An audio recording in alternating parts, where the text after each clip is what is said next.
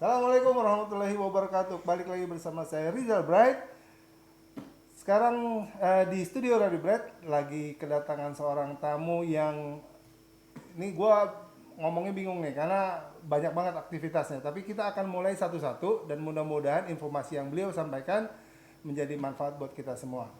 Siapa tamu saya? Ini dia tamu saya, Om Kesit. Assalamualaikum Om. Waalaikumsalam. Apa kabar? Kabar baik Om. Sehat ya? Sehat. Kenapa gue panggil? Kenapa gue panggil lo Om? Karena lo lebih senior dari gue. Karena seumuran.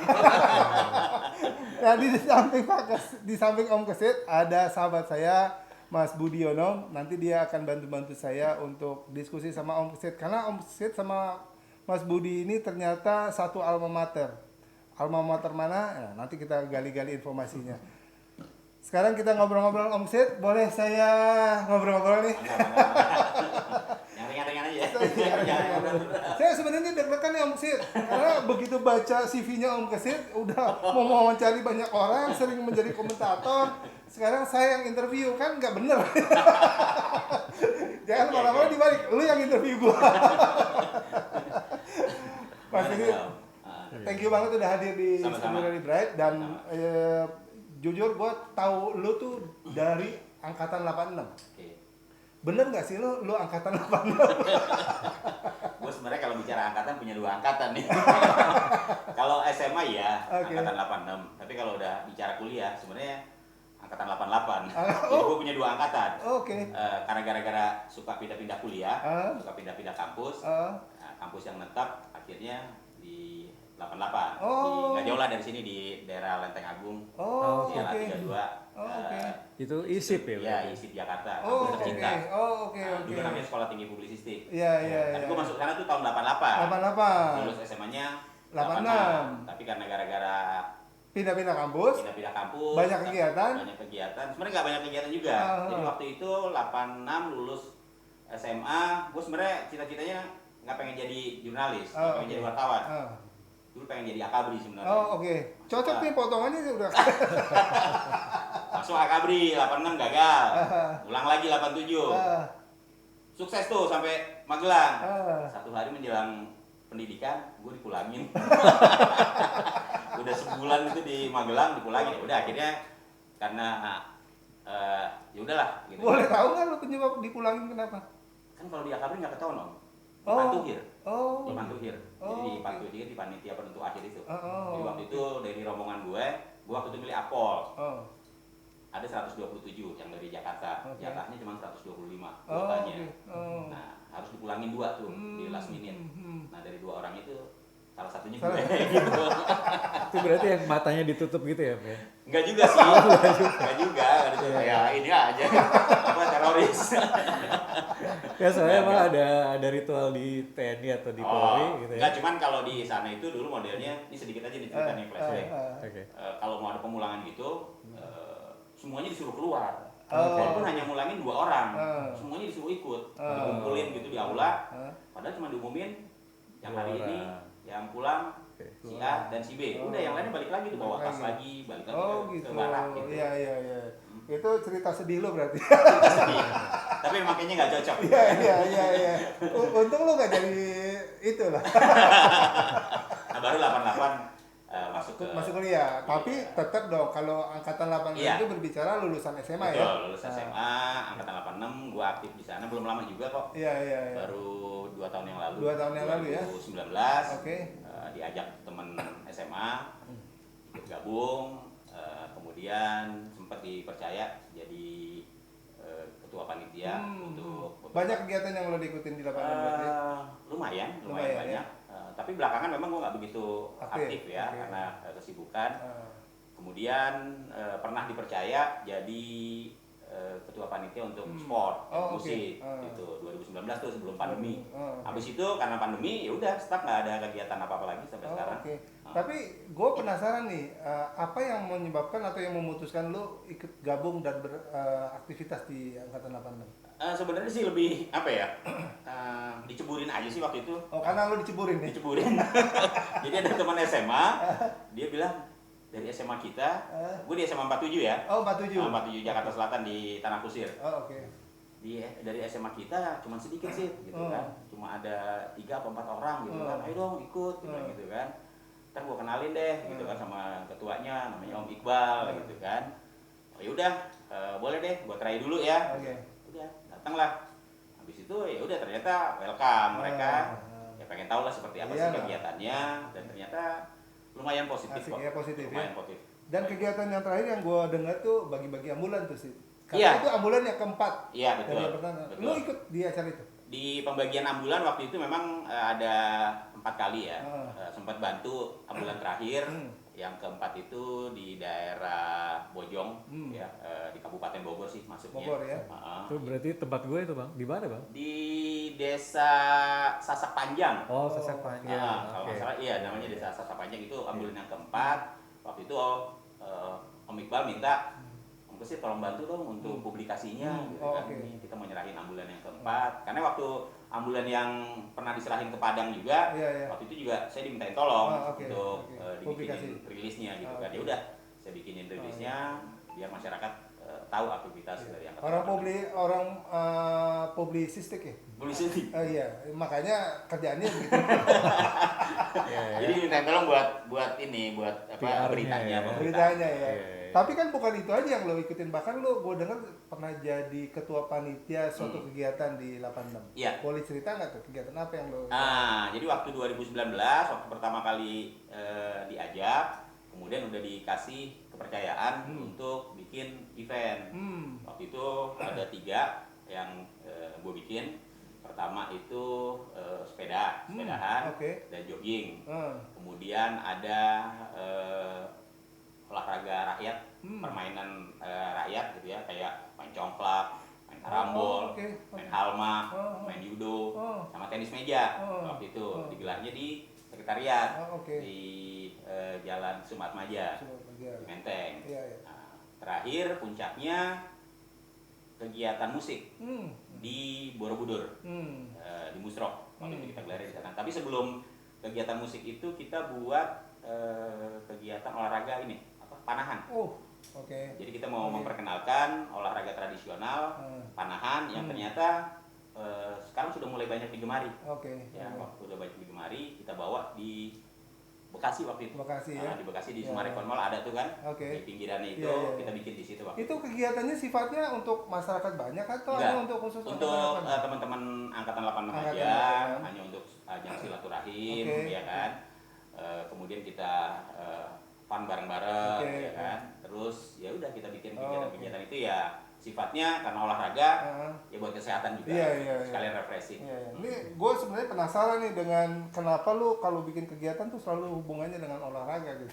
Lu pasti jangan-jangan lu berhubungan dengan profesi lo kali. Kali gue nggak tahu. Om Iqbal nanti tolong diklarifikasi ya. Baik, itu sesi saya pertama sama Om Kesit. Jangan kemana-mana, setelah yang satu ini kita akan bincang-bincang lebih lanjut. Apa sih sebenarnya kegiatan yang sering dilakukan sama Om Kesit setelah yang satu ini?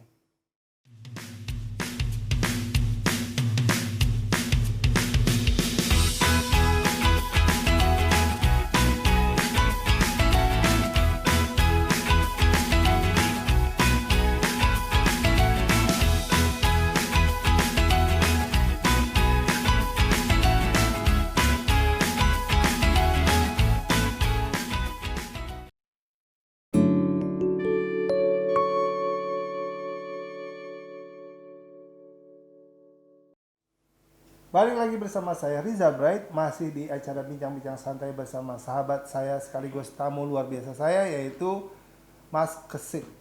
Tadi gue manggilnya Om, sekarang gue manggil Mas karena dia udah lebih banyak, cerita banyak. Mas Kesit, kita lanjut ngobrol-ngobrol ya. Siap. Tadi kan lu cerita tentang aktivitas di 86 dan gue dengar kegiatan lu selalu berhubungan dengan olahraga. Kenapa tuh? Apa ada karena profesi lo di bidang olahragawan atau apa? Yang pasti bukan olahragawan. Nah, lo orang publisistik kan? Iya. Jadi yang jelas kalau kenapa olahraga? Ya kebetulan memang basic gua pada saat ini memang di sport jurnalis. Oh, oke. Wartawan olahraga. dari tahun 90, dari pertama kali terjun menjadi wartawan. Itu gue udah langsung tune in di sport sampai sekarang, nggak pernah pindah-pindah ke desk lain. Jadi, berarti kalau sport itu kan luas ya? Iya, sport luas. Spesifikasinya sejak tahun 92-93 lah. Gue lebih ngambil spesialisasi sepak bola. Sebelumnya waktu awal-awal sih hampir semua cabang lo kita masukin, tapi hanya cukup tahu ininya aja, apa kulitnya aja. Nah, setelah itu gue lebih memperdalam sepak bola. Sepak bola ya. Nah, lo kan tadi cerita tuh 88 mulai kuliah di publisistik, gara-gara dipulangin dari dari Magelang. Ya, gara-gara di screeningnya lo gak lolos ya. Ini gue gak tahu nih, lo gagal di screeningnya gara-gara ada satu kata yang gak pas. Dianggap nggak pantas kali ya. Nah, akhirnya lo masuk publisistik tahun 88. Iya. Lulus tahun? Nah, ini dia. Gue nggak pernah bicara lulus, tapi lolos. Apa nih bedanya lulus sama lolos nih? Bedanya lulus sama lolos itu, kalau lulus kan sampai kelar, ya kan? Kalau gue lolos doang, gitu kan. Jadi begitu ilmunya udah dapet, skripsi gue tinggal kabur. Iya ampun. Karena lu udah langsung terjun ke lapangan ya. Dan lu udah melihat bahwa dunia lapangan tidak seindah dunia kuliah. Kira-kira begitu. Iyalah, kan lu waktu dunia kerja lu udah pegang duit, pegang apa gitu kan. Sedangkan di kampus lu disuruh-suruh lu. Enggak, jadi waktu pas kuliah itu, lu kuliah di sana maksudnya mau jadi apa sih gitu? Jadi wartawan. Terus ini udah jadi wartawan gitu kan? Iya, mau apa lagi gitu kan? Iya, benar. Ya sudah, mungkin terlalu enak kerja kali ya. Enak kerja apa enak dapat duit lo? Enak kerja juga udah dapat duit kan? Karena enak kerja, enak dapat duit kan gitu kan? Terus sering pergi-pergi ke luar negeri, kuliah jadi berantakan. Iya. Akhirnya tapi tetap jalan waktu itu kuliah sampai ya udah skripsi gua nggak lanjutin. Oke. Berarti ini hebatnya ya seorang jurnalis ya. Dia udah menjadi jadi wartawan, udah kerja, udah sering keluar negeri. Dia bisa loh jadi dosen praktisi. Iya kan? Iya, waktu itu beberapa kali sempat diundang sama kampus. Share lah sama mahasiswa-mahasiswi, share tentang bagaimana sih seorang jurnalis, soal liputan, soal penulisan, tapi lebih kepada sport. Oke. Boleh nggak gue dapetin info nih, kenapa ketika itu lu memutuskan akhirnya gue milih bola dibandingin olahraga lain? Kalau soal mutusinnya, karena dari kecil gue hobi bola. Oke. Ya, jadi hobi bola. Kebetulan rumah gue tuh dulu di Patal Senayan. Ya, kalau mau nonton bola tuh tinggal jalan kaki. Oke. Paling jalan 1 kilo udah ketemu Stadion Utama Senayan. Jadi gue lorong-lorong Stadion Utama Senayan itu udah hafal. Udah hafal. Mau masuk got capek nonton nggak bayar itu udah sering dulu waktu zaman kecil. Iya. Saking pengen nonton bola gitu. Berarti kan. lo tahu dong lorong tahu. masuk ke dalam ya? Dalam lorong yang bola. Itu tahu. Tahu. Jadi sudah apalah pintu-pintu yang mana yang bisa ditembus sampai ke dalam gitu kan. Nah, ceritanya begitulah. Main bola dari kecil, terus juga dulu juga ngefans sama pemain bola. Kebetulan dulu waktu sekolah SD gue itu persis di belakangnya hotel Golf Court di Patal Senayan tuh. Ada, sekarang udah jadi apartemen. Nah, hotel itu dulu sering dipakai untuk nginep pemain-pemain bola kalau ada event di Stadion Utama Senayan. Ya, dulu zamannya Perserikatan lah. TC. Jadi, ada TC, kemudian ada kejuaraan gitu kan, Perserikatan. Itu pasti nginepnya di situ. Pulang sekolah gue suka main, minta tanda tangan. Jadi dulu ngumpulin tanda tangan pemain bola tuh, seperti almarhum Roni Pati, almarhum Wiswadi Idris, Rudi Kelces, Rusdianto, banyak lah, Roni Paslah, ya kan. Itu hampir semuanya gue punya tuh tanda tangannya, gitu kan. Waktu zaman SD tuh kejar-kejar itu, kan. Sampai akhirnya, ya udah, begitu gue jadi wartawan olahraga, gue putuskan untuk memperdalam sepak bola. Gitu. Boleh cerita nggak ketika lo memutuskan jadi jurnalis sepak bola, ada suatu momen atau cerita yang lo nggak bisa lupain saat ini? Banyak sih, terlalu banyak. Kalau di sepak bola itu ya, dari liputan dan segala macam lah cerita-cerita soal aktif di dunia jurnalistik sepak bola. Tapi ada satu dari sekian banyak cerita yang paling berkesan itu waktu gue ngeliput tahun 96, gue belum merit waktu itu. Pertama kali ke Eropa, gue ngeliput Piala Eropa di Inggris. Jadi gue berangkat sendiri, kemudian gue masih bingung, ya kan, gimana nih gitu kan ngadepin. Karena perjuangan untuk bisa dapat ke Inggris, waktu itu gue nyaris nggak berangkat sebenarnya. Jadi waktu gue ngajuin ID, permohonan ID card ke UEFA, Badan Sepak Bola Eropa, itu nggak disetujuin. Nggak disetujuin. Jadi gue nggak di approve ininya permintaan gue. Sementara gue bukan nekat, pengen berangkat karena kantor nugasin, ya kan? Kantor nugasin. Ya udah akhirnya kita berangkat tanpa ID. Berangkat tanpa ID. Lu benar-benar nekat ini. Iya, berangkat tanpa ID, kemudian ngurus visa ke kedutaan Inggris itu ditolak. Kata pihak kedutaan, loh, Anda mau ngeliput ke sana, terus jaminannya apa? Anda bisa nonton ke stadion, Anda nggak dapat ID dari panitia. Waduh, panik kan? Panik. Tapi terus gue ingat pada saat mau ke Eropa itu, gue sempat dibantu sama pengurus PSSI untuk bisa mendapatkan tiket nonton. Jadi di kejuaraan Piala Eropa itu federasi-federasi sepak bola di seluruh dunia itu biasanya dapat jatah, dapat undangan. Ya. Nah, undangan yang untuk Indonesia PSSI waktu itu gue minta, boleh nggak gitu kan? Nah, kebetulan waktu itu dari pengurus PSSI nggak ada yang berangkat. Ya udah pakai aja sip, gitu kan. Nah, jadi berbekal surat itu dari PSSI, akhirnya gue dapat tuh visa. Dapat visa dari kedutaan Inggris. Besoknya gue ajukan lagi, oke, kalau pakai ini boleh. Karena udah ada jaminan. Jadi gue tetap bisa nonton dari tiket-tiket yang dikasih dari UEFA ke PSSI. Jadi hampir pertandingan-pertandingan yang terutama di Stadion Wembley di London itu gue tonton sampai final. Jadi gue bisa liputan dari luar lapangan gitu. Itu jangan-jangan lu cuma satu-satunya wartawan yang nggak ada ID card tapi bisa meliput. ada juga. Banyak. Ada juga. beberapa teman ada. Jadi kalau di sepak bola itu biasanya kalau untuk media-media yang besar dia nggak hanya cuma ngirim satu wartawan. Jadi ada satu wartawan yang memang sudah mendapatkan fasilitas, dia bisa meliput langsung. Ada juga yang enggak ini biasanya dia ngeliput di luar arena. Di luar arena gitu. Termasuk teman-teman dari televisi itu juga gitu. Dia ngeliput di luar arena aja. Jadi cerita-cerita feature-feature di luar arena itu yang mereka jadikan. Karena kalau untuk pertandingan orang bisa nonton di TV gitu kira-kira. Jadi kalau gue nggak rangkep, jadi gue harus nulis soal pertandingannya dan juga cerita-cerita di luar arenanya. Gitu. Itu tahun 96 tuh. Jadi pertama kali gue ke Eropa tanpa ID card, tapi gue punya tiket undangan komplimen dari PSSI. Jadi gue bisa menyaksikan. Dan lo di sana nggak nyasar ya? Alhamdulillah. Alhamdulillah nggak nyasar. Kan sampai di sana ketemu sama teman-teman. Walaupun berangkatnya dari sini sendiri, tapi sampai di sana ketemu teman-teman. Jadi kita bisa saling bantu lah. Gitu. Berbagi cerita lah ya, berbagi berita ya. Nah ini keren juga ya seorang lolos nggak lulus keribut di Eropa tanpa ID card, kayaknya ceritanya bakalan unik-unik. Ya jadi itu pengalaman, Walaupun sebenarnya kalau untuk urusan keluar negeri itu bukan yang pertama, tapi itu yang ke Eropa itu yang pertama. Itu yang pertama. Kalau sebelumnya sih kalau dari liputan, sejak jadi wartawan olahraga itu gue pertama kali ke Korea. Ke Korea tahun 94 tuh. Dua negara langsung, ke Korea sama ke Hong Kong. Waktu itu gue ngeliput pertandingan babak penyisihan pre-Olimpik. Pre-Olimpik. Indonesia lawan Korea, Indonesia lawan Hong Kong di dua negara itu.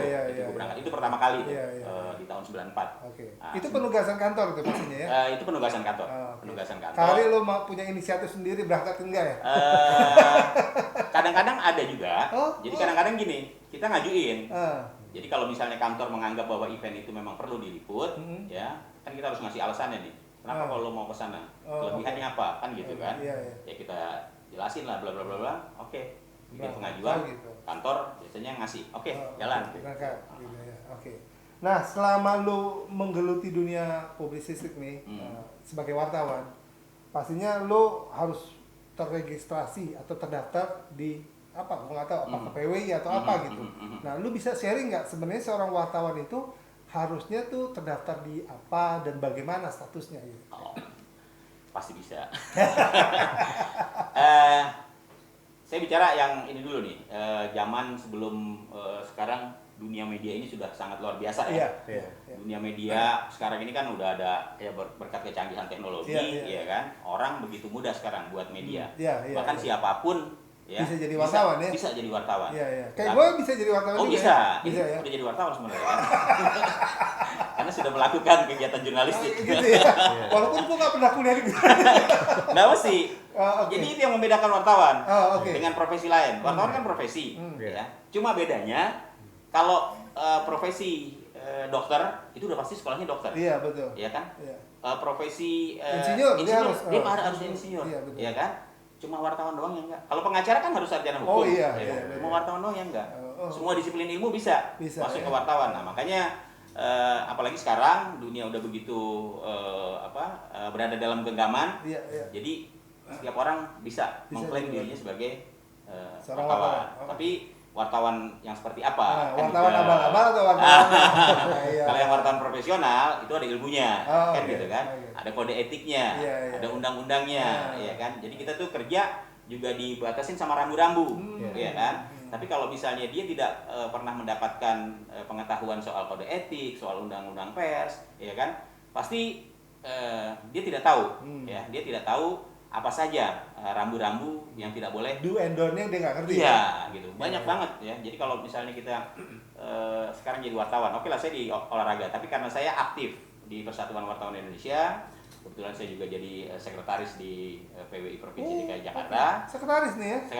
Sekretaris di PWI Provinsi DKI Jakarta. Jadi salah satu tugas dari PWI itu adalah mensosialisasikan kode etik. Ya, kode etik, kemudian bagaimana sih menjadi wartawan yang baik, ya kan, menjadi wartawan yang bertanggung jawab, harus seperti apa, gitu kan, supaya apa?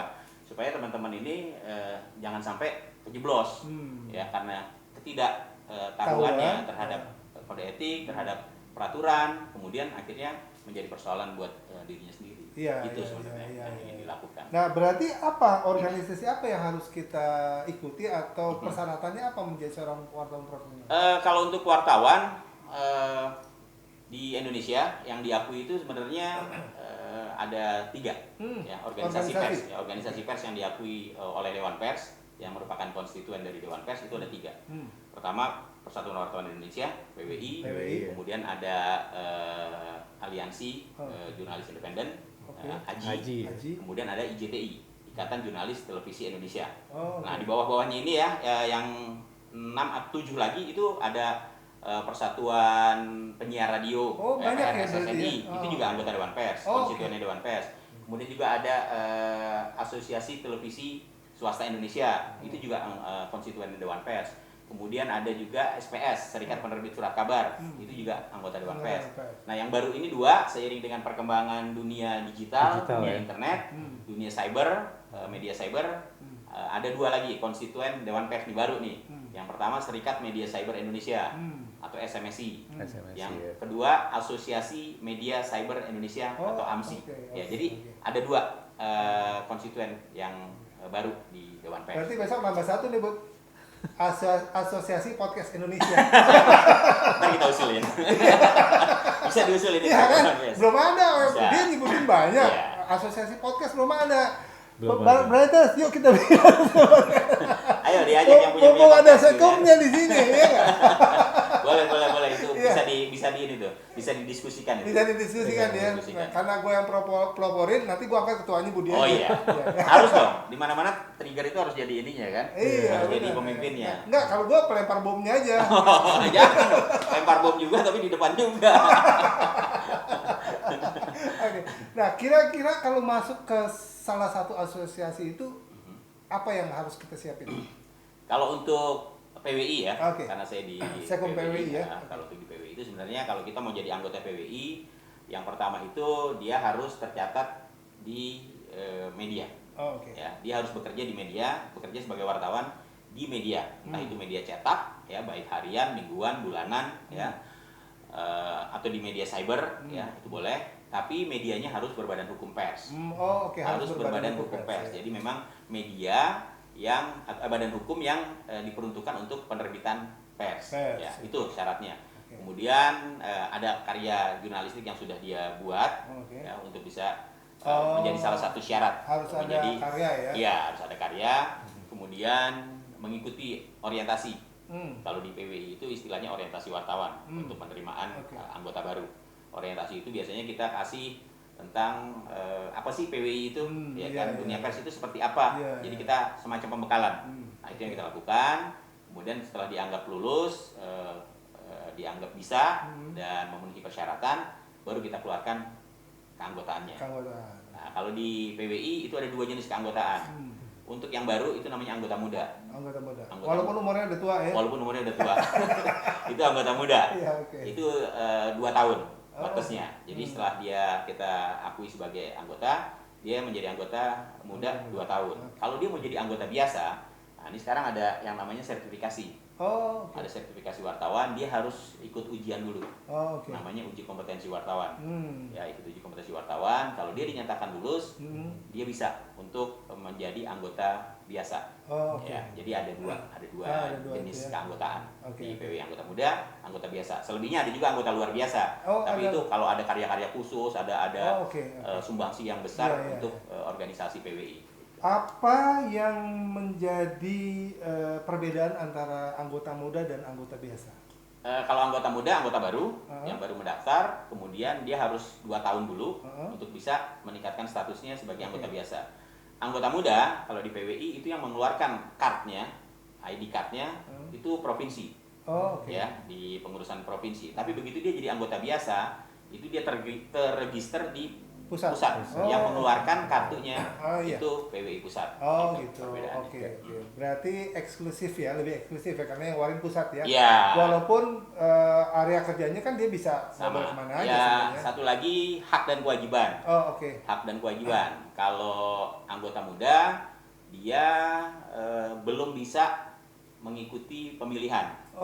Dia tidak punya hak memilih dan hak suara. Tapi begitu anggota biasa dia punya hak suara. Berarti kalau anggota muda dia tidak punya hak suara tapi punya hak tulis doang ya? Punya hak tulis saja. Punya hak meninjau juga. Itu kalau anggota muda. Gila, ini gua nggak nyangka loh, aktivis 86, aktif di wartawan gitu ya, sekum lagi. Waduh. Lo di PWI udah berapa lama? Kalau di Kok PWI bisa kepilih jadi sekum?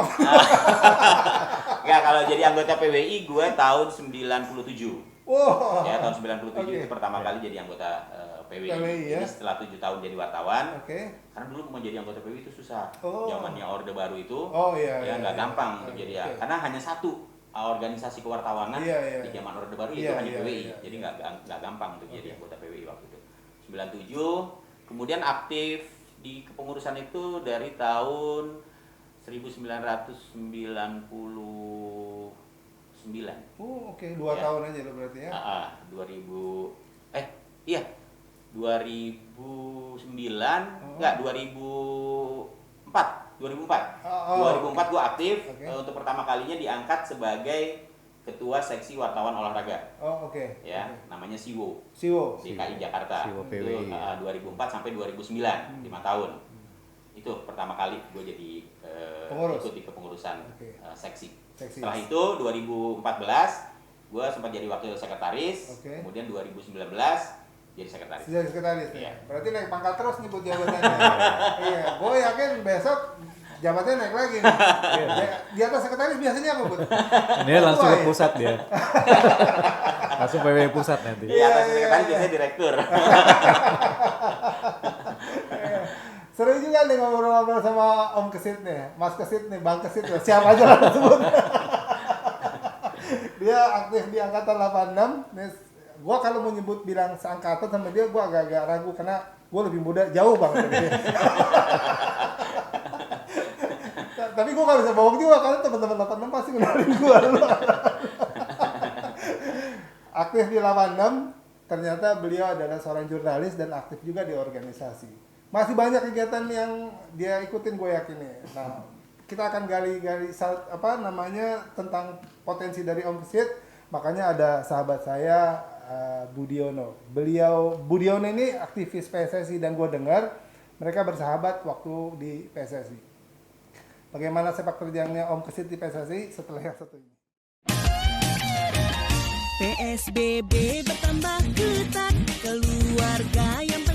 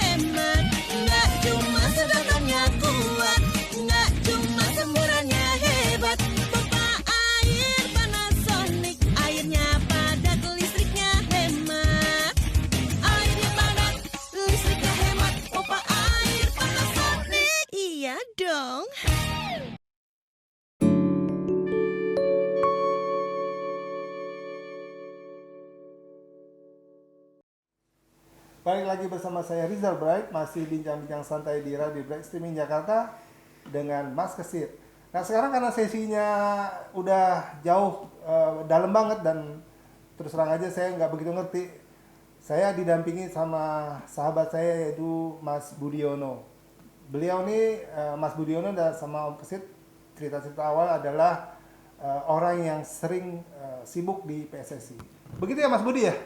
Iya, klarifikasi sih sebenarnya bukan di klarifikasi. PSSI. Waduh, gua nggak. Kebetulan kita cuma punya passion yang sama di bola Oke. gitu ya. Iya, iya. Lu nggak mau ya kalau disebutin sebagai partner di PSSI ya? Karena emang nggak pernah partner di karena lu PSSI. sakit jangan di PSSI. Iya, iya. Oke, Brothers, kita ikuti bincang-bincang masa Mas Kesit dan masa Mas Budi di PSSI. Silakan Mas Budi.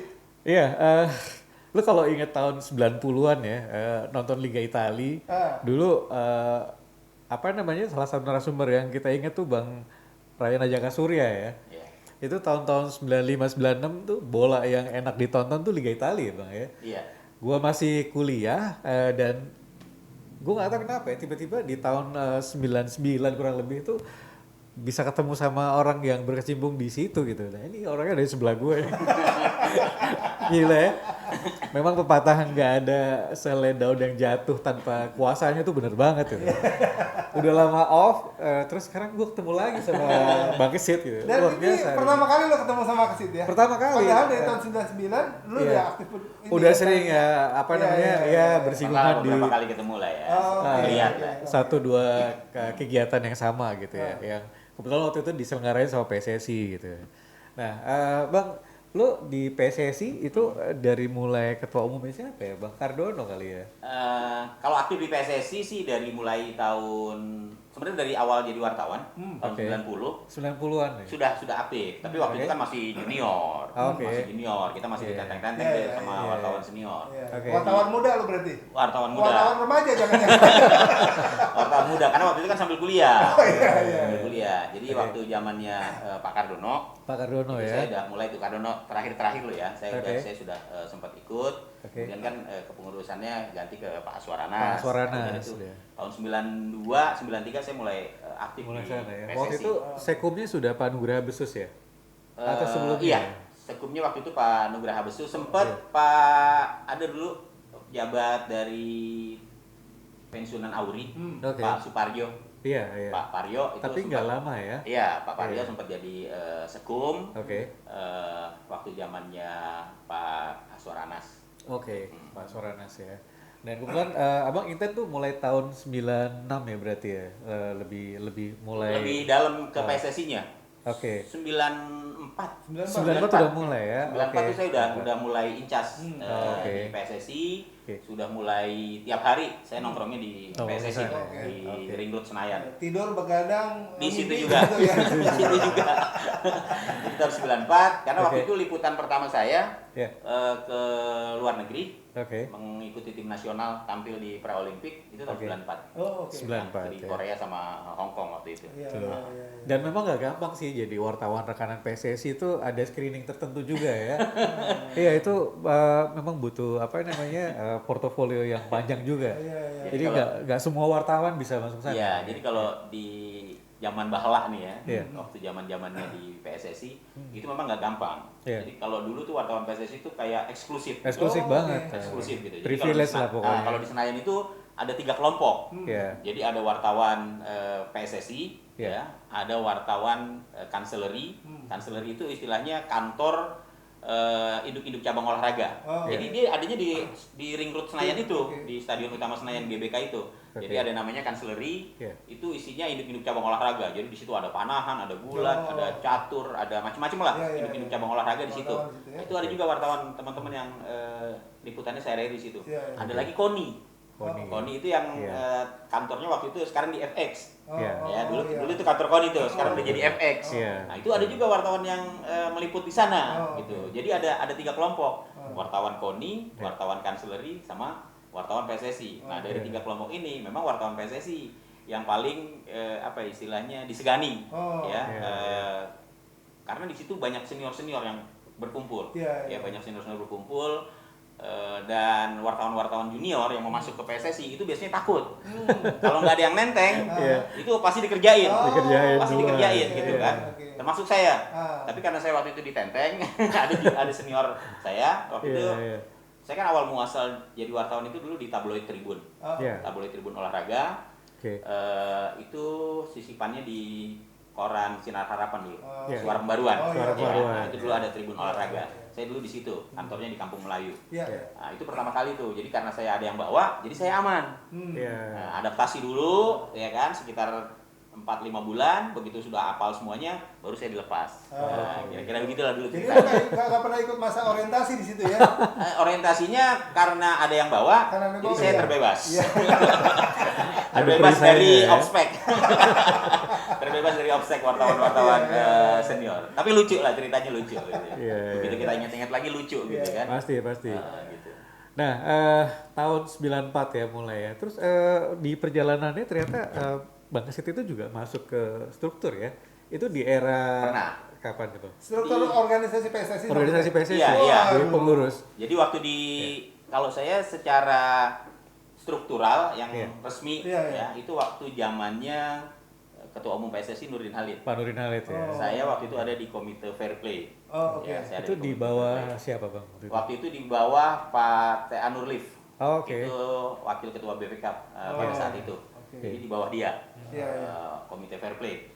Saya sempat di situ. Kalau sebelumnya waktu zamannya Pak Aswar Anas, Pak Agung Gumelar, saya lebih menjadi mitra aja. Mitra karena saya di media, jadi lebih kepada ngurusin teman-teman media lah kira-kira begitu. Oke. Ini jadi tangan kanannya Pak Trigustoro nih pada saat Siapa kan? lagi nih? Saya Pak Trigustoro ini dulu salah satu sekjen di era Pak Agung Gumelar ya. Iya, di Pak Agung. Dan beliau ini kan lumayan juga improvisasi sama apa namanya penetrasi yang beliau lakuin tuh ya, terutama pendekatan ke sponsorship ya, Pak Trigustoro. Oke, nah untuk urusan masalah hubungan media ya Bang Kesit ini tangan kanannya. Enggak juga sebenarnya. Jadi kalau dulu di PSSI itu gini, karena media itu kan masih sedikit, ya media itu bisa dihitung dengan jari lah, kira-kira begitu. Jumlahnya tidak sebesar sekarang dan sebanyak sekarang. Jadi lebih mudah mengakomodir teman-teman gitu ya, lebih mudah mengumpulkan teman-teman. Misalnya mau ada acara, press conference, kemudian mau ada liputan, kemana itu lebih gampang lah. Gitu kan. Kalau sekarang ini wah luar biasa banyaknya media online ya, itu jumlahnya udah ratusan gitu kan. Sampai saya aja sempat sekali waktu hadir ke acara Kongres PSSI ya, belum lama ini di Ancol. Itu saya jadi kayak orang asing gitu loh. Karena yang begitu saya nyampe di sana, saya liputan juga waktu itu. Jadi saya pengen liput suasana Kongres PSSI. Saya bilang, ini kok saya jadi kayak orang asing gitu kan. Karena saya ketemu dengan teman-teman wartawan yang memang masih muda-muda yang belum pernah saya kenal sama sekali gitu. Saya nggak kenal sama sekali, jadi saya jadi merasa kayak orang asing lagi gitu kan. Akhirnya ketemunya sama teman-teman yang senior-senior lagi. Saking banyaknya media dan saya juga udah lama nggak terjun kan ke lapangan. Kalau dulu kan medianya terbatas ya, sekarang dulu terbatas. media online, media banyak. Sekarang aja kalau kita mau bicara media online ya, kalau kita bicara online itu kalau kita ngikutin datanya Dewan Pers, ya media online itu jumlahnya itu hampir 50.000 loh. Iya, hampir 50.000 seluruh Indonesia ya. Seluruh Indonesia itu 50.000 ya? Banyak. Cuma dari 50.000 itu tidak semuanya tidak semuanya kemudian terverifikasi di Dewan Pers. Yang terverifikasi itu mungkin baru sekitar 2.000 sampai 3.000 aja lah, belum sampai 5.000. Nah itu jadi banyak gitu. Jadi kan kita nggak tahu di mana yang sudah terverifikasi, mana yang belum, itu harus buka datanya di Dewan Pers. Nah kalau dulu karena sedikit, ya kan kita lebih gampang. Lebih gampang. Ya, Bang Kesit, dari pengalaman Abang sebagai wartawan, terus kan beberapa kali juga tampil di TV kan ya, sebagai komentator. Komentator acara banyak kan bola sih memang. Bola semuanya bola. Banyak kan bola. Bola kaki apa bola bekel? Yang masih bukan bola bekel. Banyak kan bola dan hampir semua liga loh beliau. Hampir semua liga, Yeah. domestik, luar negeri, ya kan, semua. Nah, Bang, boleh cerita nggak Bang? Dari awal wartawan, pertama kali TV yang invite Abang buat jadi apa namanya komentator tuh TV Komentator. mana Bang? Kalau untuk komentator itu saya mulainya dari tahun 99. Oh, Oke. oke. Ya, tahun 99 waktu itu saya sempat menjadi host dan komentator Oke. untuk acara Liga Spanyol. Oh, Waktu itu di oke. TPI. Oh, TPI ya. TPI dulu pernah menyiarkan Liga Spanyol. Liga Spanyol. Tapi hanya ya. sebentar, nggak sampai satu musim kok waktu itu, Oh, oke. hanya Oke. setengah musim. Kemudian saya dikontrak oleh RCTI. Oh, Ya, RCTI. tahun 2000 itu saya udah mulai dikontrak tuh sama RCTI Oke.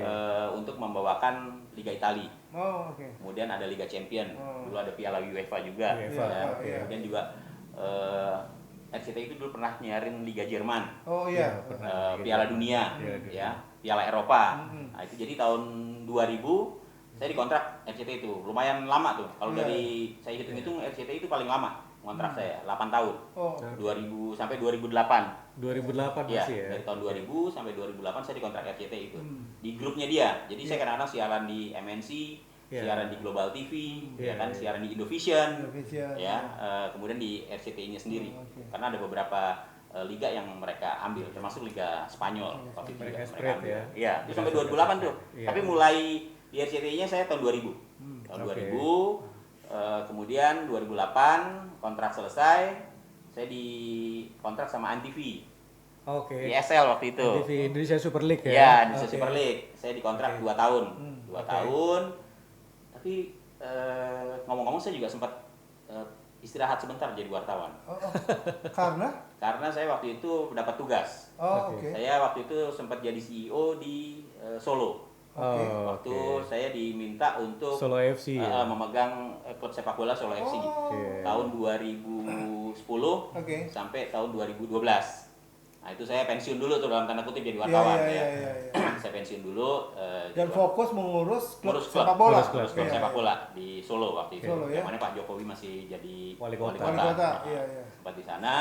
Baru 2013 saya aktif lagi. Ya, ya. Sebagai Jadi, wartawan. saya balik lagi jadi wartawan. Waktu itu juga saya sempat dikontrak sama SCTV. Iya. Oke. SCTV. TV untuk bawain Liga Champion, Liga Inggris. Salah satunya tuh Mas Andi tuh. Mas Andi Mulyadi Andi ya. Mulyadi, Andi saya Mulyadi. sering duet bareng itu sama Mas Andi di SCTV itu, Andi Mulyadi. Baik. Iya, iya. Baik. Mas Kesit, kita break sebentar ya. Oke. Mas Budi, kita break sebentar karena nih ceritanya pasti kalau soal sepak bola nggak ada berhentinya nih. Ya. Berarti kita break sebentar untuk kegiatan ngobrol-ngobrol sepak bolanya. Kita lanjut ke sesi yang setelah satu ini.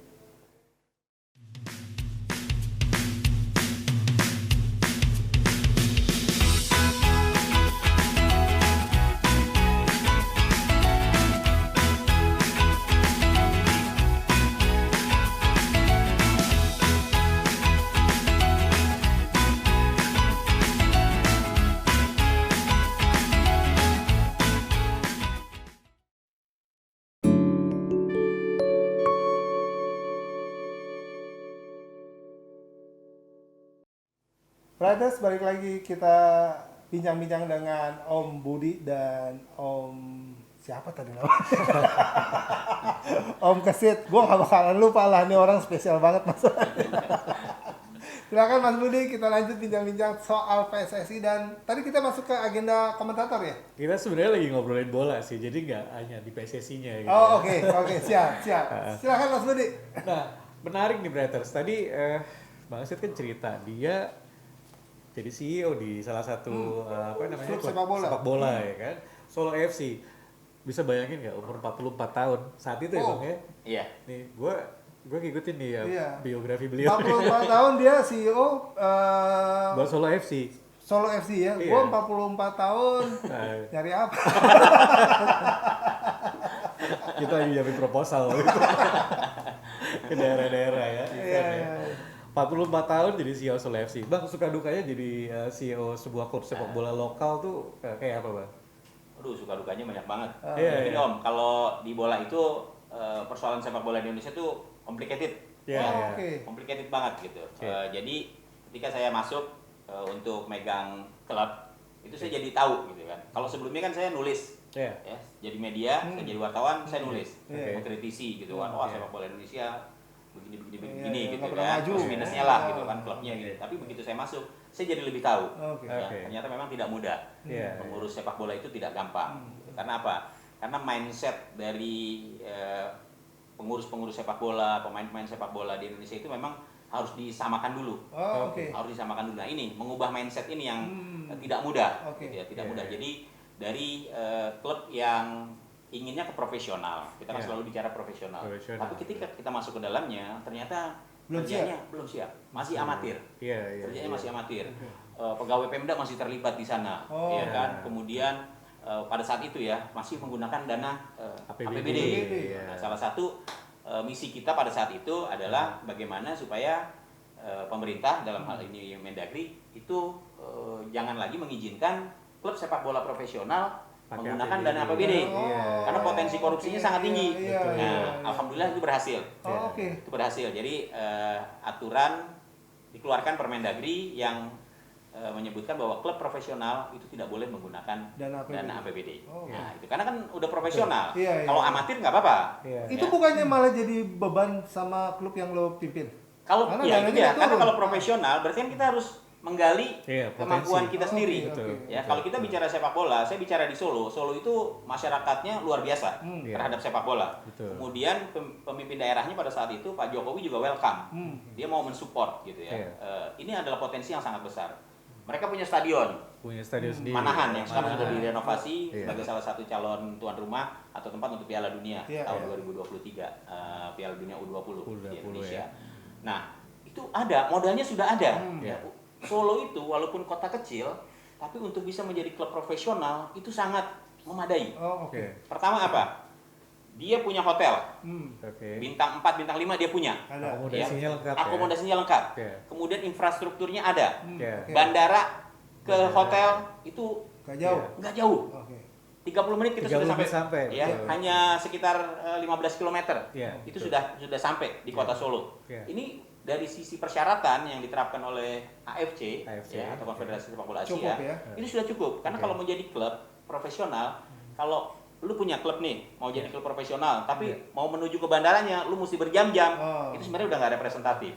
Ya, karena dia harus dekat. Karena kita harus mengantisipasi ketika kan kita nggak bicara soal lokal. Iya, iya. Kita harus bicara soal internasional. Kalau Iya. klub ini kemudian nanti berbicara di tingkat Asia, Iya. ini kan ada klub-klub yang datang nih. Iya, iya. Korea, Jepang, mungkin dari Eropa. Tim Kalau tamu ya. dari bandara Moko itu jauh-jauh banget. Jauh banget ya. Iya. Udah capek mereka- dulu. udah capek duluan. Jadi Belum macet itu. ya. Kemudian tadi yang saya bilang mengubah mindset. Hmm. Itu ternyata nggak gampang. Iya, Yang nggak betul. gampang mengubah mindset masyarakat sepak bola Indonesia gitu. Iya. Karena sudah terlalu lama terbiasa dengan pola-pola kerja yang amatir gitu Iya. ya. Oke. Nah, itu tantangannya mengubah Iya, itu. Tapi iya, sekarang iya. alhamdulillah perlahan-lahan kita sudah mulai bisa melihat Iya. klub-klub di Indonesia walaupun belum sepenuhnya bisa menjalankan Secara profesional secara benar gitu profesional, ya. tapi Iya. ke arah sana sudah mulai tumbuh. Iya, iya. Udah Apa mulai- boleh gua sebut masih semi pro gitu? Enggak.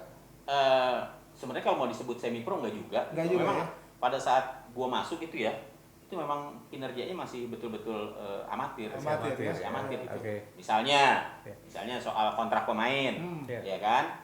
Kalau kita bicara profesional, kan pemain itu harus ada pajak, Hmm. Iya. ya kan? Begitu dia kontrak, dia Oh, harus iya. harus ada pajak. Iya. Selama ini nggak pernah ada. Nggak ada, ya. Klub sepak bola nggak ada badan hukumnya. Iya. Nah, kita buatin waktu itu badan hukumnya. Betul. Padahal itu di regulasi ada, Iya. harus punya tim supporting, Iya. harus punya tim juniornya, gitu lah Betul. kira-kira. Iya, iya. Oke, oke. Jadi Siap. tantangannya memang lumayan Luar biasa, berat ya. pada saat itu. Iya, iya. Dan sekarang udah berhasil menurut lo? Ya kalau kita lihat pada saat pada saat ini kalau kita lihat Solo lah sekarang. Solo udah semakin maju, Oke. ya paling tidak walaupun mereka masih tampil di kasta kedua di Liga Iya, 2. iya. Liga Tapi 2 sekarang ya. ini udah ada Pak Erick Thohir nih yang masuk Iya, ke sana, iya. iya kan? Iya, iya, iya. Sudah ada anaknya Pak Jokowi, Jokowi ya. kan, Iya, iya. Kaisang. Sekarang Kaisang ya. Nah, Iya, yang ya. ikut ya mudah-mudahan aja di tangan-tangan mereka gairahnya akan semakin meningkat, kemudian Iya. juga profesionalismenya akan semakin baik. Oke. Oke. Siap. Menarik banget. Silakan, Bu. Iya, potensinya luar biasa loh sepak bola ya kan. Sangat Nih, luar biasa. kita ngomong dari dua sisi aja. Misalkan kita bicara dari pendapatan tiketing. Mhm.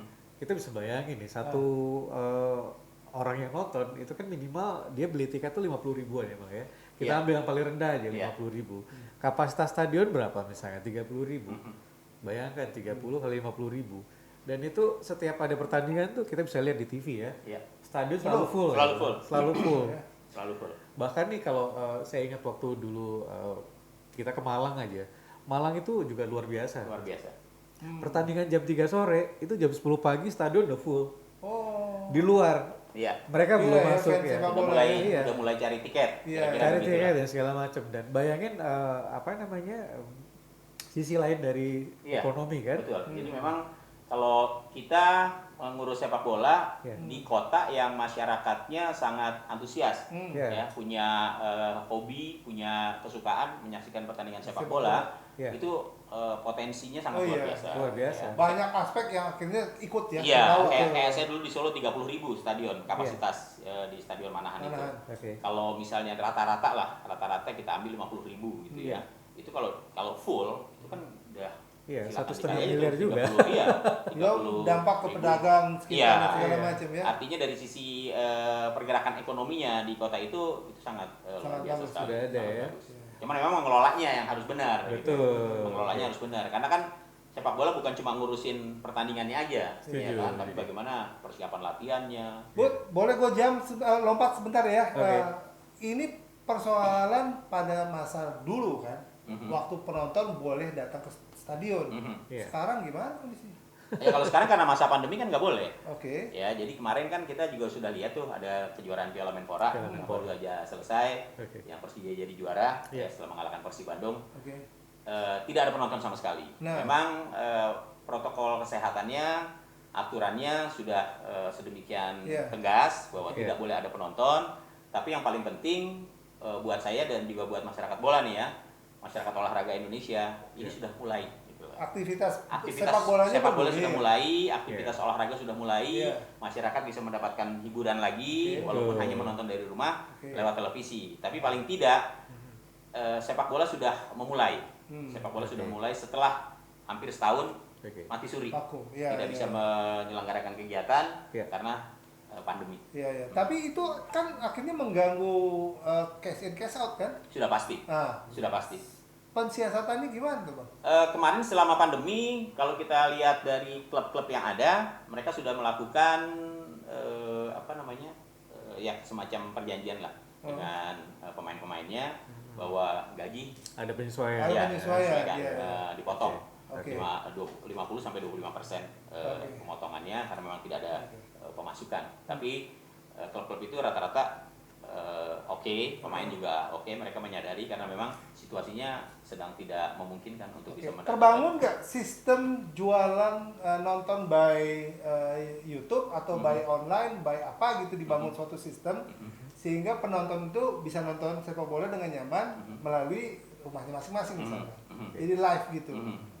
Udah dibuat belum di Sudah. Sudah ada? Jadi untuk siaran sepak bola Oke. itu hampir semua platform sudah bisa digunakan. Oke. Ya, streamingnya ada, Oke. kemudian selain FTA-nya Oke. televisi yang free to air-nya sudah bisa ditonton, kemudian juga di streaming ada, Ya. kemudian juga di TV berbayar juga Ya, ada. TV, Jadi ya. tinggal banyak pilihan. Pilihan, Ya, ya. pilihannya sudah banyak. Baik, Tinggal masyarakat mau nonton yang Oke. mana? Mau nonton pay TV ya langganan, mau nonton yang streaming tinggal download kan gitu Iya. kan. Mau nonton langsung di rumah, ya udah tinggal pasang antena kira-kira begitulah. Jadi Dan itu udah dilakukan di Indonesia ya? sudah dan tidak ada masalah kalau itu. Tidak ada Artinya masalah, ya? semua platform untuk nonton televisi itu sudah Iya, bisa iya.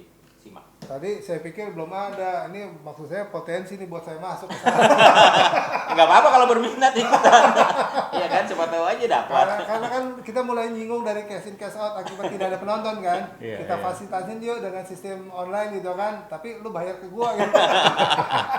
Tapi kalau sepak bola memang unik. Oke. Unik ya. Jadi kalau untuk ride itu kayak Piala Menpora nih Iya. atau Liga 1 Oke. itu yang punya ride-nya kan MTEK Ah. ya Iya. kan. Untuk FTA-nya itu MTEK, Hmm. untuk streamingnya dia, tapi Oh, kan ada oke. juga pay TV, Oh, itu lain oke. lagi siapa yang punya. Untuk pay Oke. TV-nya MNC Group Oke, gitu kan. oke. Untuk yang TV kabelnya gitu, IndiHome misalnya kayak oke. begitulah. Oh, udah ada Jadi, komitmen iya, gitu jadi ya. udah penyebarannya udah cukup rata. Oh, oke, siap. Berarti gua nggak ada peluang buat nanti ya, Bang. Konsep sama proposalnya mesti detail dulu tuh. Iya. Nah, Bang, lanjut nih. Kan Abang dari tahun 96 nih lebih fokus di bola ya. Apa namanya? Perjalanan untuk tahu dunia sepak bola di luar negeri kan juga banyak.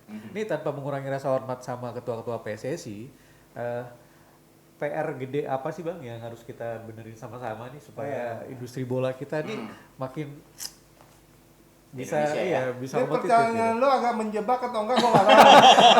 Nah, ini Tapi gue pengen denger jawaban dia. Iya Bang. ini pertanyaan umum ini. Oh. Kalau bicara bola, Iya. saya udah bilang memang 1 jam 2 jam nggak cukup. Nggak Gitu. cukup. 2 hari aja nggak Iya, cukup. iya, Gitu. iya. Apalagi kalau bicara masalah sepak bola Indonesia dengan Oke. segala permasalahan. Iya. Iya. Di kita itu yang paling lemah adalah sistem pembinaan. Pembinaan Oh, ya. oke. Kenapa? Akhirnya prestasi kita nggak muncul-muncul. Itu apa salah satu contohnya pembinaan yang Kompetisi. ya? Kompetisi. Jadi bukan kompetisi. bukan pilih kasih bukan? Enggak, jadi kompetisi di tingkat grassroots, Oke. di tingkat usia dini, Usia ini yang dini. kurang. Iya. Oke. Kita selalu suka atau lebih suka dengan proyek instan, Ah, ya proyek instan yang crash program gitulah, Iya, ingin cepat jadi, ya kan, tapi hasilnya nggak pernah bagus. Iya, Udah banyak pengalaman, kita dulu punya yang namanya PSSI Primavera, Iya. yang berlatih di Italia itu, Itali, tapi juga kan sekolah lama. hasil tim nasionalnya nggak ada, Nggak gitu ada. kan, ada Bareti juga, Bareti, yang di bawahnya setelahnya Italia, ya. Primavera, nggak ada juga. Kemudian juga pernah kita ngirim tim juga ke Uruguay, Iya. yang namanya SAD itu, Iya, betul. nggak ada, paling hanya muncul pemain-pemain aja Iya, gitu, iya. dan itu pun nggak banyak. Ya. Oke. Saya ambil contoh misalnya Primavera. Primavera siapa sih jebolannya yang paling terkenal? Paling Kurniawan. Kurniawan. ya. Yayan Tumena, Bima Sakti. Bima Sakti. Kurnia Sandi. Kurnia Udah, Sandi. selebihnya kemana? Hilang kan? Iya. Kayak nggak ada bekasnya gitu loh. Nah, jadi sistem-sistem pembinaan seperti ini kurang bagus. Oke. Harusnya memang klub-klub itu, ya klub-klub yang ada di Indonesia ini didorong untuk menciptakan pemain-pemain talenta baru iya, ya. usia dini, kemudian PSSI menyiapkan kompetisinya, Kompetisinya, gitu, iya, iya. berjenjang, mulai dari usia 16 tahun, 17 tahun, 19 tahun, 21 tahun, sampai 23 tahun. Oke. Jadi nggak putus. Iya, iya. Jadi harus ada. Nah, ini yang kurang. Oh, kurang atau belum? Kurang. Kurang ya. Kurang. Berarti udah. Sudah ada, tapi Sudah, tapi tidak kurang. hanya lebih bersifat turnamen. Oh, oke. Jadi turnamen, kalau turnamen kan nggak panjang. Iya. Turnamen 5-6 kali bertanding selesai. Iya. Ya, buat yang maju ke final mungkin bisa sampai 8 kali. Oh, oke. Tapi bagi yang sampai di babak penyisian aja mungkin 4 kali udah selesai Udah gitu selesai, pertandingan, ya. gitu. Jadi nggak efektif gitu. Iya. Terus baru lama lagi nanti ada turnamen. Kalau kompetisi kan berjenjang, bisa 3-4 bulan ya, Oke. tergantung usianya gitu. Betul. Nah, nanti dari sini kan muncul Iya, iya. bibit-bibit. Nah, ini yang kurang di Yang Indonesia. kurang ya. Oke. Jadi wadahnya ya, selain pembinaan usia dini, terus apa lagi nih Bang? Ya. Infrastruktur juga. Infrastruktur ya. Infrastruktur kita juga Oke. masih kurang. Stadion-stadion yang ada di Indonesia ini kan kebanyakan stadion milik Pemda. Oke. Ya, memang sekarang alhamdulillah sih setelah Indonesia ditunjuk jadi tuan rumah, Oke. itu stadion-stadion yang bakal dijadikan pertandingan Venue sudah ya. Udah kelas standarnya, dunia ya. iya, Iya, standarnya standar nasional internasional. Tapi ya. kan tidak semua klub Iya, iya, punya, iya, tidak betul. semuanya bisa menikmati itu. Yang paling penting itu kan klub-klub di bawahnya ini, Iya, ya. betul. Bagaimana kita mau menciptakan pemain kalau lapangannya aja keriting, istilahnya begitu loh. Iya, iya. Iya kan, lapangannya nggak rata, Iya. ya kan. Jadi susah mau kontrol bola aja, bolanya lari kemana-mana. Iya, iya, Ya, ini yang juga harus menjadi perhatian. Kemudian juga pembinaan terhadap pelatih. Pelatih ya. Oke. Banyak lah pelatih, wasit. Nah, Juga kan nah, bukan ini cuma yang pemain wasit aja. ini pertanyaan Perangkat saya. pertandingan Wasit. ya. Dari dulu wasit itu menjadi pusat sorotan di Liga Indonesia. Salah satunya. Ya. Salah satunya ya, itu entah penyebab perkelahian, kurang jeli dalam Iya. menjadi pengadil gitu ya. Iya. Apapun gitu. Bahkan standarnya katanya udah FIFA. Iya. Harusnya kan kelasnya oke gitu Iya, ya. iya. Di beberapa turnamen angkat bendera aja ragu-ragu. Bendera kuning sama bendera. Gimana Bang? Iya, memang ini problem tersendiri juga Iya. kalau soal wasit. Kalau wasit itu kan memang subjektif ya. Ah. Jadi kita bilang itu tadi offside tuh, tapi menurut wasit itu nggak offside. Itu tadi pelanggaran tuh, tapi menurut wasit nggak pelanggaran, kan Iya, gitu. iya, Ya, iya. jadi memang subjektif. Tapi memang kalau kita lihat secara umum kualitas wasit kita memang masih belum semuanya baik ya. Mereka masih perlu terus belajar karena kan permainan sepak bola berkembang terus, Iya, gitu ya. iya. Permainan sepak bola berkembang terus, permainan semakin cepat. Kalau wasit-wasit ini tidak bisa mengikuti irama permainan ritmenya yang ya. ada sekarang ini dan nggak mau baca-baca lagi, Iya. ya ini juga bisa ketinggalan gitu. Ini bisa menjadi salah satu penyebab juga pertandingan Indonesia itu kemudian lebih banyak kontroversinya Kontroversi, daripada pertandingan yang sebenarnya enak ditonton jadi kontroversi karena kepemimpinan wasit yang tidak tegas misalnya kayak begitu. Oke. Baik. Seru ya. Nah, sepak bola kadang nggak bisa dipisahin sama yang namanya politik. Nah, ini gue boleh ngomong politik? Nah, ini agak berat. Agak serem-serem mengejutkan nih. Bright. Tapi boleh buat disinggung. Kali aja besok ada surat panggilan. Gak ngerti kan beberapa periode kita pernah punya ketua umum dari ya meskipun dia secara perorangan tapi kayaknya nggak bisa lepas juga dari background parpolnya ya. Nggak usah sebut nama, Bud. Nggak. Jawab. Kita nggak sebut nama. Nah, kita kan juga sebenarnya kemarin tuh sempat baca-baca artikel nih Bang. Misalnya nih ya, dari FIFA sudah membuat regulasi tentang pertandingan tanpa penonton dan sebagainya. Tapi di Indonesia sendiri kan buktinya baru kemarin tuh ya Piala Menpora. Nah, kita sebagai pecinta sepak bola kan kangen banget gitu loh. Nah, itu gimana Bang Ista melihat itu? Pertama harus sabar. Okay. Harus sabar lah sampai pandemi ini benar-benar hilang. Okay. Tapi sudah mulai diwacanakan kalau misalnya situasinya sudah mulai merendah gitu ya. Artinya tingkat penyebaran COVID-19 ini sudah mulai menurun. Mungkin nanti akan dicoba gitu ya. Stadion boleh dihadiri penonton tapi tetap dengan kapasitas terbatas, 20% misalnya dari kapasitas stadion. Kalau misalnya kapasitasnya 20.000, 20%-nya berarti nggak boleh yang harus gitu. Terus menerapkan protokol kesehatan yang ketat. Mau nonton harus diswab dulu misalnya gitu kan. Jadi benar-benar steril, benar-benar aman. Nah, kalau tadi soal apa tuh tadi politik ya? Politik, nah makanya ini yang gue tunggu-tunggu jawabannya. Enggak, kalau sepak bola memang nggak pernah bisa dilepaskan dari urusan politik dari zaman bahla. Kalau kita lihat di Itali, Indonesia, di mana-mana di seluruh dunia, di seluruh dunia. Kita ambil contoh lah waktu Itali misalnya tahun 34 misalnya. Itu dulu ada Benito Mussolini kan, pemimpin besar di Itali. Itu juga kan menggunakan sepak bola untuk kampanyenya dia. Jadi memang hampir di semua negara tidak bisa dipisahkan. Cuma memang kalau di negara-negara lain sudah mulai stop karena waktu dulu kan istilahnya zaman perang ya, perang dunia. Kalau sekarang udah enggak gitu. Harusnya memang tidak boleh lagi kemudian politik masuk ke olahraga, masuk ke sepak bola. Di Indonesia memang juga nggak bisa dilepaskan. Karena kalau kita ingat dulu zamannya Orde Baru, orang yang mau jadi ketua PSSI itu pasti menteri. Dan itu harus dulu tuh harus ada persetujuan dari istana. Dulu kan begitu ya untuk bisa jadi ketua PSSI gitu. Kalau misalnya istana nggak setuju, jangan harap bisa jadi gitu loh. Jadi ada kepentingan-kepentingan politik memang ya, tapi perlahan-lahan juga ini sudah mulai dihilangin walaupun nuansanya masih ada.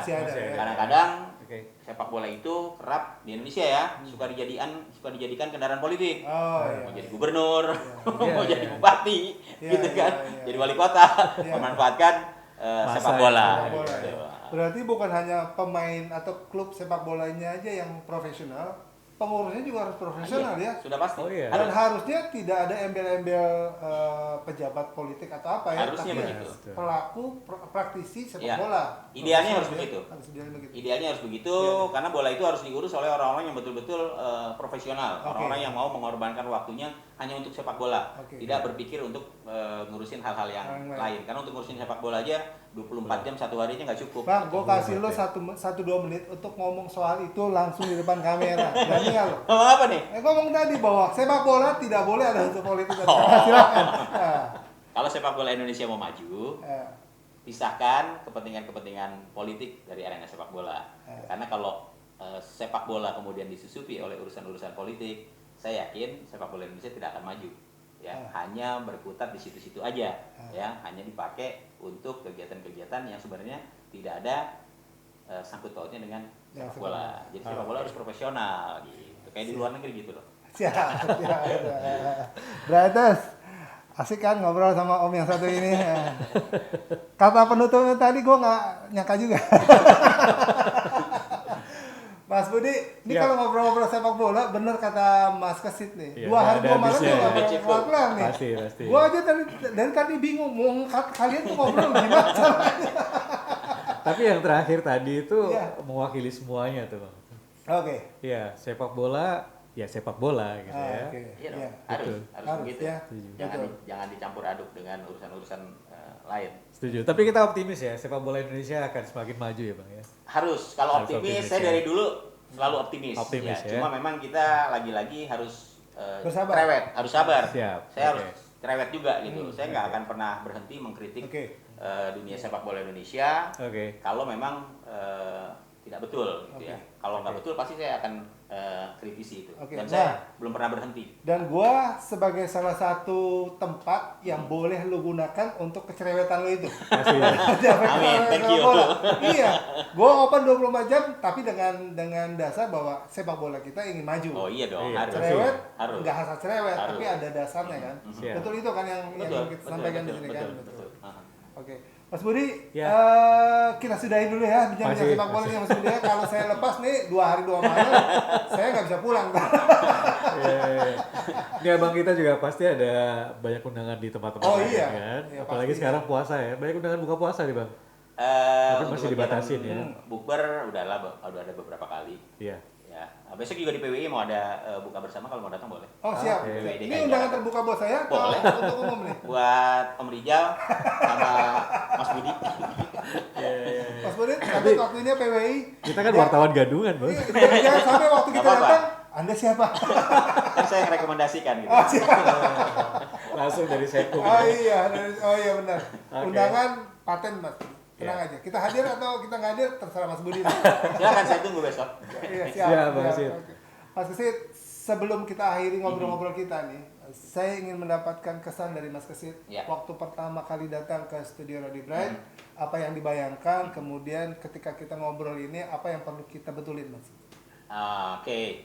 Jadi pertama kali saya datang ke sini, sebenarnya saya juga udah ikutin Oke. di channel YouTube. Oke. Saya juga udah subscribe juga kok. Oh, siap. Terima kasih, Harus nambah satu. Jadi seiring dengan dinamika perkembangan dunia media, Oke. ya, kita juga sudah lihat podcast di mana-mana, dan ternyata Radio Bright tidak ketinggalan. Oke, Ya, siap. tidak ketinggalan, ikut untuk meramaikan kegiatan untuk mengisi platform podcast ini. Ya. Saya pikir ini sangat luar biasa ya. Oke. Saya nggak menduga tadi bahwa kantornya mewah benar ini. Buat saya ini udah mewah loh ini, gitu kan. Buat saya ini udah mewah dan didukung juga dengan sarana dan prasarana yang oke punya. Cukup ya? Oke Oke. punya. Saya kira it's okay, Oke. bagus. Mudah-mudahan kedepannya semakin mentereng ini Siap. dan Iya. semakin banyak Baik. subscribe-nya. Iya, ini kita baru Mas Kesit. Iya. Makanya kita undang Mas Kesit ini untuk berbagi pengalaman, sharing dan juga masukan-masukan gitu kan. Ya. Iya. Oke. Oke. Mantap, yang paling penting jangan pernah berhenti berkarya. Itu Ah, aja. iya, Ya, betul, jangan pernah betul, berhenti betul. berkarya. Banyak topik kan yang bisa diangkat Angkat, ya. ke permukaan, entah itu untuk kalangan kita sendiri, Betul. komunitas kita sendiri, atau untuk masyarakat yang lebih luas. Saya pikir apa aja sekarang dunia sudah begitu terbuka, ya, dunia komunikasi sudah begitu terbuka. Baik. Kita mau buat apa aja, mudah-mudahan masyarakat suka. Yang penting bisa memberikan manfaat yang Manfaat positif. buat orang banyak ya. Siap. Oke. Terima kasih Mas Kesit Sip. Terima atas kasih waktunya banyak. sudah Thank you Om Rijal, ngobrol Om bincang-bincang. Budi juga. Nih untung 1 jam lebih kita ngobrol nih Mas Budi, nggak ada sesuatu hal yang membuat saya deg-degan. Padahal intronya tadi di depan banyak banget. Kalau yang mau deg-degan nanti. Ah, ya. Kita bikin sesi sendiri ya untuk ngobrolin soal yang deg-degan tadi. Boleh. boleh. Wah, saya di challenge sama. Berarti itulah bincang-bincang saya sama Om Kesit dan partner saya Mas Budi di Radio Bright Streaming Jakarta. Kita akan undang tamu-tamu yang lain untuk ngobrol sesuatu hal yang mudah-mudahan akan membawa banyak informasi dan manfaat buat kita semua. Berarti kita akan jumpa lagi di sesi yang lain. Assalamualaikum warahmatullahi wabarakatuh.